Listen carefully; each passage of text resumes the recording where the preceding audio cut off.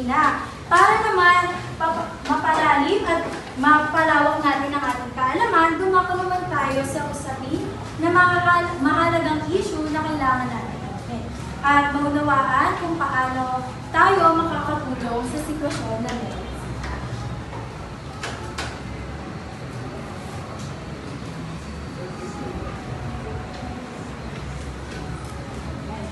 Kamusta naman ang mga araw nyo?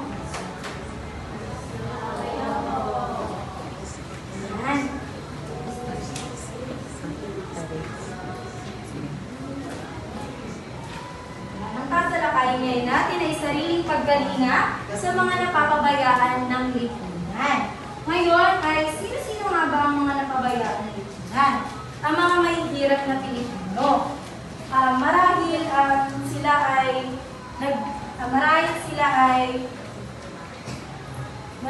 sila ay ang mga mahihirap na Pilipino ay mayroong limitadong oportunidad pagdating sa edukasyon, sa trabaho, at serbisyong pangkalusugan at iba pa. Dahil sila ay limitado sa trabaho, kaya maliit yung kinikita na natatanggap nila at hindi ito sapat sa mga pangangailangan nila pang araw-araw. Dumako naman tayo sa mga batang namubuhay sa lansangan o tinaguriang street children sa English. So, dahil sila ay may hirap, hindi nakapag-aral, ngayon ay naninirahan sila sa lansangan.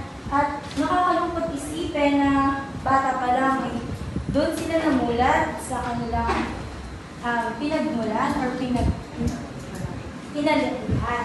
Dumako naman tayo sa mga batang nasasadlak o na nararanasan ng child labor. Bata pa lang, di ba? Nararanasan nilang magtrabaho sa murang edad. At imbis na naglalaro sila, nag-aaral sila, ay nagtatrabaho sila sa murang edad na gano'n. Kagaya nyo, di ba? Mas mababa pa sa edad na meron ito.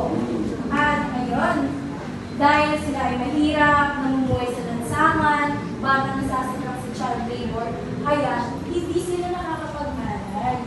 At imbis na nakakapag-aral sila, nakakapaglaro, hindi nila nararanasan kung ano yung nararanasan. At dumako naman tayo sa mga pinabanda ng matatandang hindi natin sila pwedeng kalimutan dahil sila ay yung mga hindi nakakatanggap ng suporta, kalinga sa kanilang mga pamilya, sa mga taong nakakaligid sa kanila. At syempre, yung mga kasabi ng indigenous communities. At sila yung nagpe-preserve ng culture natin kahit nung unang panahon na meron tayo. Yung mga culture ritual at sila yung nagpe-preserve para mapanatili. So, kayo ba? Meron ba kayong na-experience or nakikita sa mga paligid nyo, sa mga napapabayaan ng lipunan? Meron po, Teacher D. Sa malawak po na kalsada ng Divisoria, meron pa kong nakikita ang mga batang nagtatrabaho. Ano yung nararamdaman nyo kapag nakikita nyo sila? Teacher Tina, nalulungkot po dahil po sa mga komunidad na nagtatrabaho po sila. Yes. Siguro din po, pupunta po ako ng school, may mga batang nalilimos or yung sa mga jeep po, meron po mga individual or mga badyaw po na nagbibigay ng mga sobre kung saan sinasabi nila na hindi sila magnanakaw, nanghingi lang ng tulong. Isa nakakalungkot lang din, pero mapapaisip po ako, teacher, kung may ginawa po ba sila para mabago yung ganung buhay. Nakikita ko rin po na siguro kaya din ganito ay dahil sa kakulangan sa edukasyon na maaari maging susi sa pagbabago ng buhay nila. Ayun, tama no, dahil hindi rin natin masisisi kung ano nga ba yung mga factor na kung ano ba yung nararanasan nila. Ngayon, para may gawin tayo, ano nga ba yung mga pagmamalasakit sa mga taong napapabayaan ng lipunan. Bakit mahalaga yung pagpapakita natin ng pagmamalasakit sa mga napapabayaan ng lipunan? Ngayon, dahil sa tulong,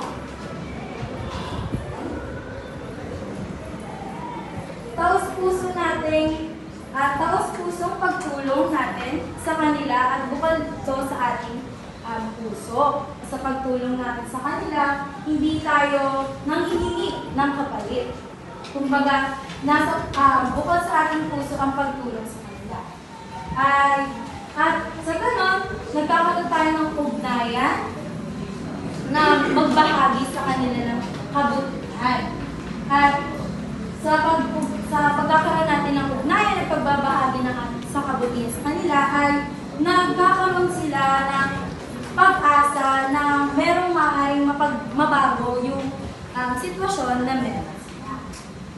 Sunod naman ay oportunidad sa pagbabago, gaya ng sinabi ko kanina na sa pagtulong natin, nagbibigay tayo ng pag-asa at oportunidad para sila ay magkaroon ng pag-asa na may mababago yung kanilang sitwasyon.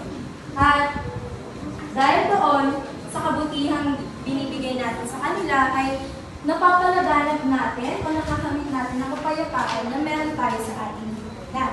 At ang panghuli, dahil sa mga ginawa nating pagmamalasakit sa kanila, ay dahil dito ang pagmamahal na meron tayo sa kanila o sa kapwa natin, lalo na sa mga napapabayaan ng lipunan, ay bukal at meron tayong empatya sa mga ginagawa o binibigay natin sa kanila.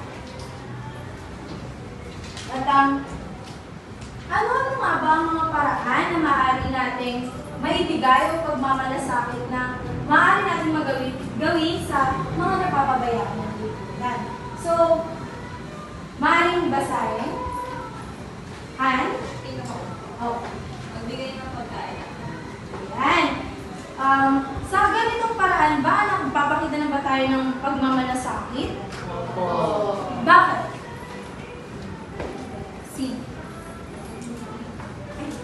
Angel.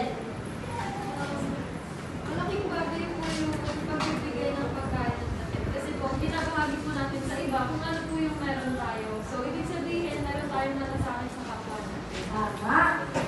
At hindi rin tayo humihingi ng kahit anumang kapalit. Maraming salamat. Sumunod naman ay sumali sa mga programa ng komunidad. Bakit kailangan, hindi naman kailangan, bakit isa siya sa pagmamalasakit na maaari natin ibigay sa mga napapabayaan ng lipunan? Sama. Kasi parang sa pamamagitan po ng pagsali po natin sa mga program po ng ating community, parang yung small help po natin is kapag sumama po tayo din sa organization, parang magiging part po ng sheet help na makakarating po sa mga taong pabayaan. Tama ka, marami din tayo natutunan sa pagtulong natin sa kanila. At lumako naman tayo sa pagbahagi ng kaalaman. Bakit parte siya ng paraan ng pagmamalasakit? Nico? Kapag po kasi nagbabahagi po tayo ng kaalaman natin, parang mas napapalawak din po yung mga natutunan natin. Kasi minsan po may bagay tayo alam na alam nila. Tapos nagkakaroon po ng share doon kung saan mas malawak yung kaalaman natin na pwede din po nilang makakapag-step na. Yan, nagkakaroon tayo ng collaboration at sharing ng information na nalalaman natin, which is maganda at nakakabuti para sa lahat. At lumako naman tayo sa pagiging bukas sa pagbunuwa. Yung word po ng pagtulong, it doesn't end naman po sa pagbibigay po natin ng mga gamit, ang tools. Very simply lang po ng pakikinig sa kanila is ma-show po natin na nagmamalasakit po natin. Tama, sa simpleng pakikinig, malaking bahagi na to para sa kanila dahil nakakalas to ng mga emotions or sa situation na meron sila. At ayan, ipakita ang empatya dahil sa pakikinig na napapakita natin ang empatya na meron tayo sa kanila. At ang panghuli, maaari bang magbasa? Pahalagahan ng bawat yan, sa lahat ng naparaan na ipinapakita natin sa mga napapabayaan ng lipunan, dito napapahalagahan ng bawat buhay buhay na kung saan hindi lang kapwa o lalo na sa mga nakakabayaan ng lipunan. Binibigyan natin ng halaga, importansya, ang mga buhay na meron tayo.